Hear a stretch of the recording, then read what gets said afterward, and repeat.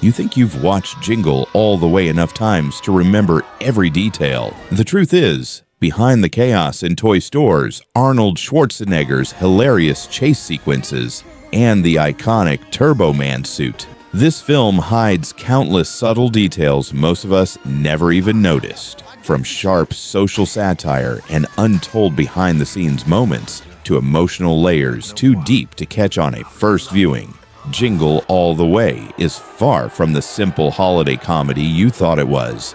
And once you revisit the movie through these hidden angles, you'll realize it's not just a frantic hunt for a Christmas toy, but a heartfelt reminder about family, consumer culture, and the invisible pressures of modern life. Here are 10 things you missed when watching Jingle All the Way, 1990. 1. The film is a social mirror reflecting the chaotic reality of America in the 80s-90s.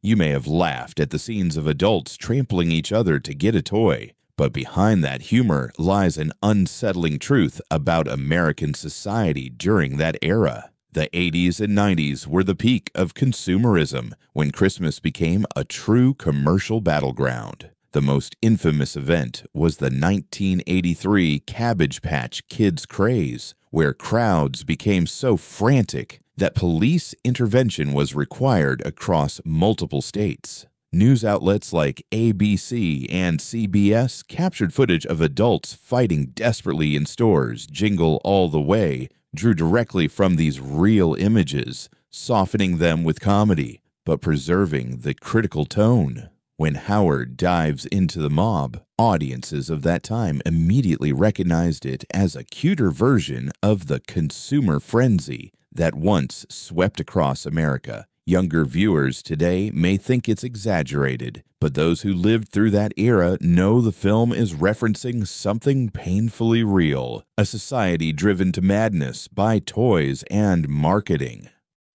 2. Turbo Man isn't just a toy in the film, he's a warning about the commercialization of superhero culture. Many people see Turbo Man as simply Arnold's version of a Power Ranger, but the character carries deeper symbolism. Turbo Man was designed as a critique of how toy companies collaborated with Hollywood to create superheroes not for storytelling, but for profit. The red and gold armor, the gadget-heavy design, the laser weapons, the jetpack, the collectible accessories, everything was built using a maximum profit formula. Turbo Man has no emotional depth, no meaningful lore, no moral complexity. Yet he becomes the must-have item for millions of kids in the movie. This reflects how consumer culture manufactures artificial desire, pushing parents into competition with one another. Ironically, when the film premiered, superhero culture had not yet exploded, the way Marvel would later dominate. Looking back, Turbo Man feels like a prophecy that one day Hollywood would turn superheroes into a multi-billion-dollar industry, which became 100% true 2 decades later. 3. Sinbad didn't just improvise lines, he added social depth to the entire movie. Few people know that Sinbad's character Myron was not originally written with emotional weight or social commentary. The script framed Myron as a simple comedic antagonist, but Sinbad infused the character with the frustrations of America's working class. His monologues about job pressure, discrimination, dads being judged as not good enough, and the heartbreak of failing to buy a gift for his child all came from real experiences many people faced during that time.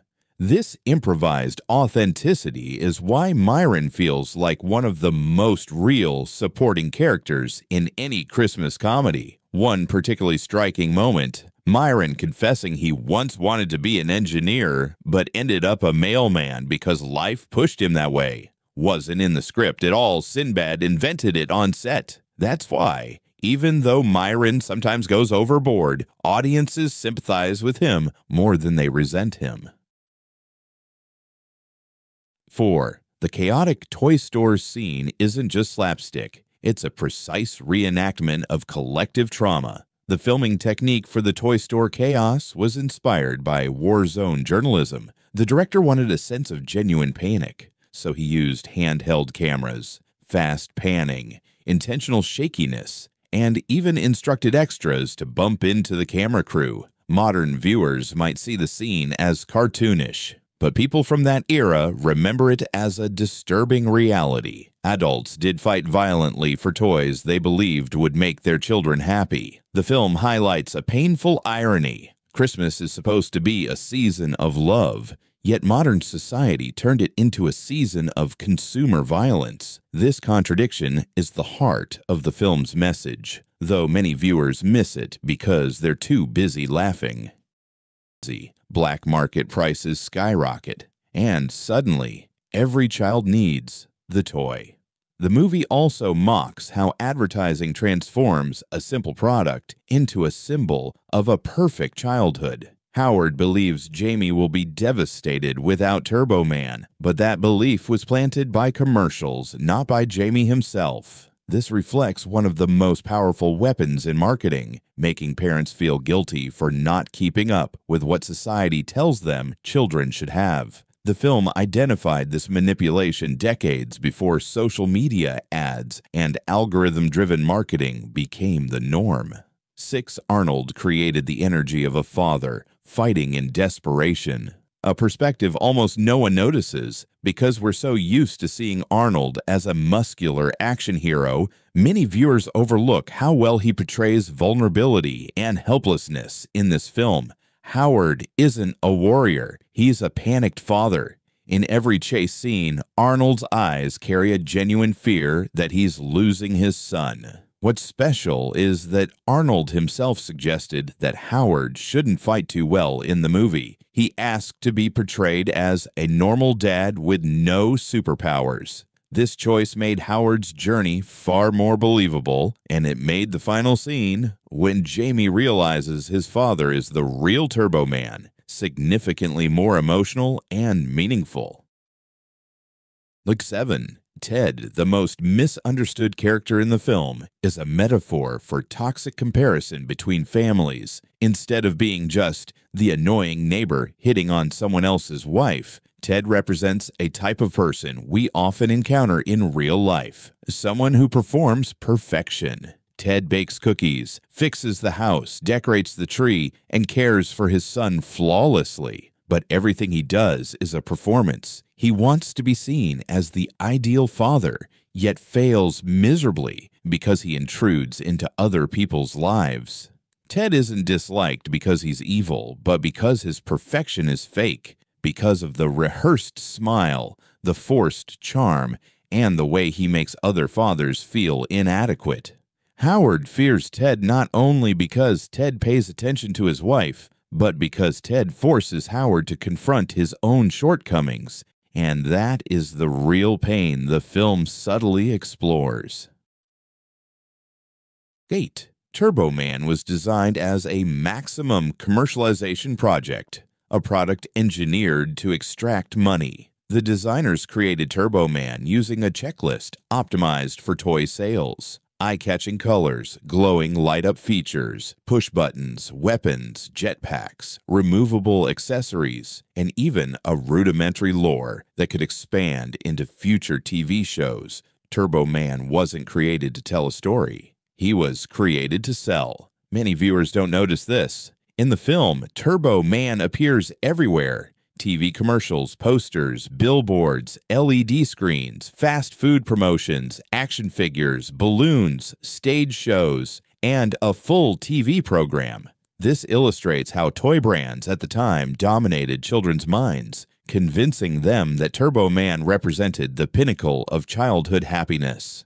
The film uses Turbo Man to mock the way commercialism invades culture, but because it's wrapped in comedy, most viewers never realize the critique beneath the surface. 9. The parade finale is a cinematic achievement and a rare moment of genuine emotional authenticity. The film's climax was shot during a real festival, surrounded by thousands of real people in real outdoor conditions. This created crowd reactions no CGI at the time could replicate. If you look closely, you can see real excitement on children's faces when Turbo Man appears. They aren't acting. They truly believed Turbo Man existed in that moment. The scene also carries deep symbolic meaning. Howard finally becomes a real hero in his son's eyes, not because of the toy, but because of his actions and sacrifices. The image of Howard standing proudly in front of thousands, seen as the real-life Turbo Man, is the emotional heartbeat of the entire film. 10. The hidden message. Turbo Man doesn't symbolize a gift, he symbolizes presence.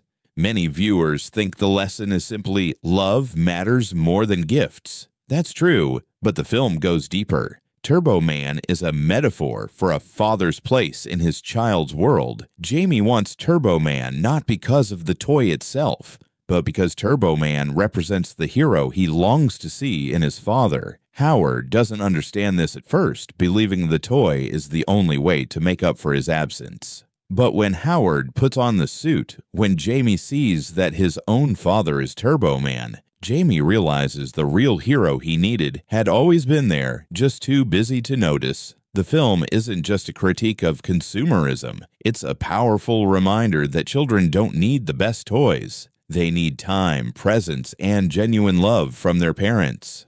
What do you think about these facts? Leave us your comments in the section below. We hope you have found this helpful video. Don't forget to leave a like, share, and subscribe to the channel if you like it. Thank you for watching this, and see you in the next videos. Goodbye.